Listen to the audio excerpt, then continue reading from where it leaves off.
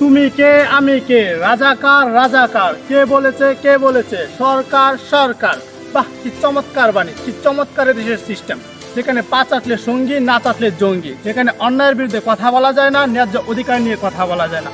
কথা বললে আপনি আমি রাজাকার। কারণ এদের স্বাধীন করেছিল 2 লক্ষ মুক্তিযোদ্ধা, বাকি 30 লক্ষ মানুষের জীবন ছিল কুকুরে নেয়, পশু নেয়, তাই তাদের আত্মত্যাগের কোনো মূল্য নেই এই স্বাধীন নামের পরাধীন রাষ্ট্রে। এদেশ নাকি স্বাধীন দেশ, এদেশের মানুষ নাকি স্বাধীন, এদেশের মানুষের নাকি রয়েছে বাক স্বাধীনতা, এদেশের মানুষ নাকি রাষ্ট্রের সকল ক্ষমতার উৎস। তাহলে কেন আজ এদেশের মানুষ অন্যায়ের বিরুদ্ধে কথা বলে তাদের বাক স্বাধীনতা কেড়ে নেওয়া হয়, ন্যায্য অধিকার নিয়ে কথা বলে বুলেট গিয়ে আশ্রয় নেয় এদেশের মানুষের বুকে? কেন আমার ভাই বোনদেরকে রক্তাক্ত করা হয়, তাদের উপর এই অন্যায় অত্যাচার করা হয়? কেন তাদের জীবন কেড়ে ওই সন্ত্রাস বাহিনী, তাদের জীবন কেড়ে ওই কুলাঙ্গার লীগ?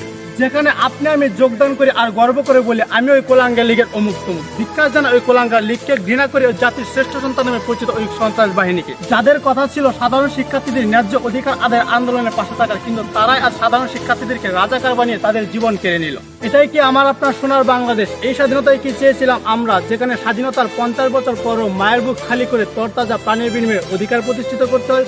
কোথায় আজ আমার স্বাধীন দেশ, কোথায় আজ এদেশের মানুষের স্বাধীনতা?